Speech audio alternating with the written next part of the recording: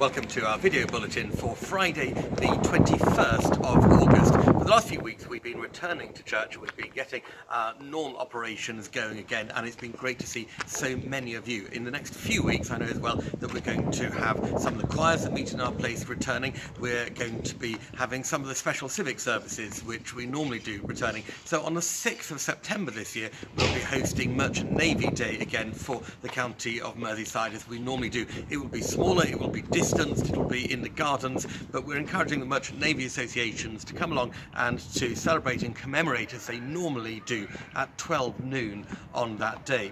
In October we've also got the Lord Mayor's Civic Service Plan, so it does feel as if things are getting back to normal. Also, as we head into the autumn, we'll be restoring some of our normal services. So we've already returned to our Wednesday and Thursday midweek Eucharists, and Fridays will return from the first Friday in September. We also have a date from the Bishop of Liverpool for coming to preside at a confirmation service at Liverpool Parish Church on our patronal festival later in the year. Now, we know some of you already who would like to be confirmed at that service, but we're going to start preparing properly now. So if you are interested in confirmation, would just like to test it out, have a word with one of the clergy and we can talk to you about what's involved and about the planning that we're going to do. Now, you might wonder why I'm walking along a street in South Liverpool.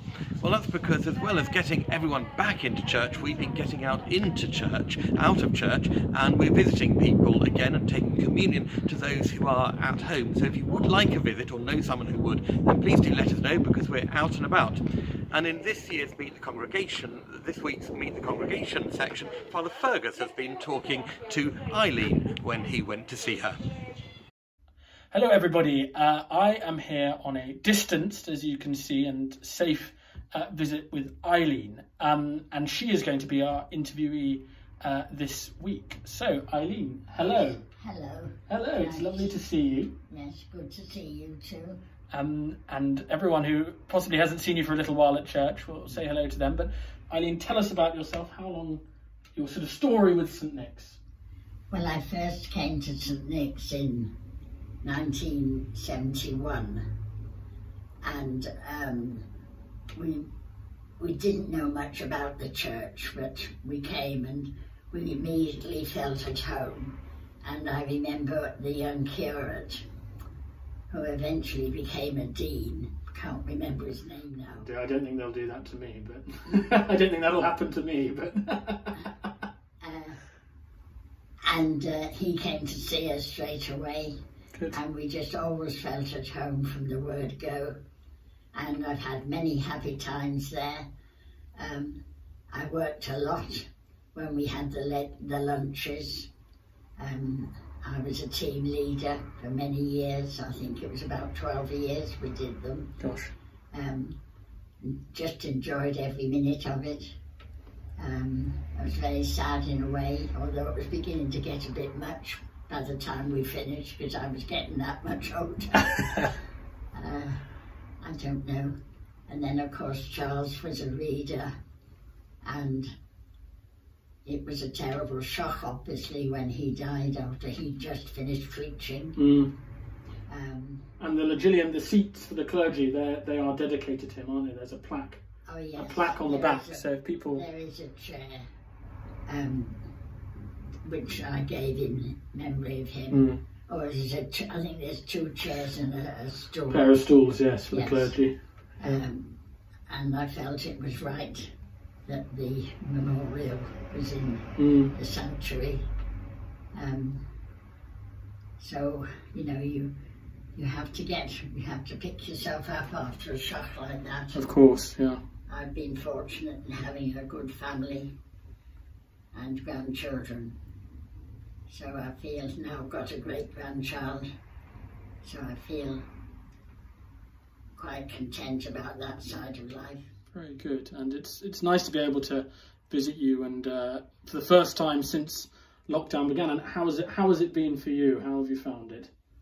Well, it's not a lot different, funny enough, because I have carers come in the mornings to see to me, help me, and I really do miss Paula Braby coming to see me. She came regularly, and then Anne Wade would come occasionally or take me out. So other than that, I've sort of got used to being on my own.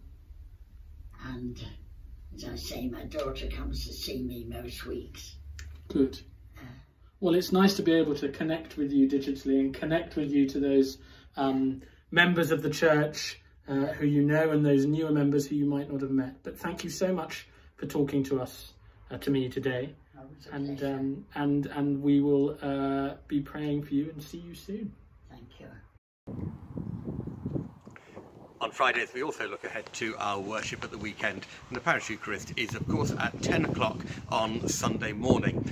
Just over a week ago, the government announced that it would be permissible for choirs to start again, small choirs, which suits St Nicholas singers perfectly. And so in addition to our normal weekly cantor, we're resuming our monthly choral Eucharists, and St Nicholas singers will be back this Sunday. Please do come along for a service with some remarkable music which will enhance our worship even whilst we can't sing. So the setting will be Mozart's Spratzenmesse, the Sparrow Mass, and you can listen out for those sparrows in the music.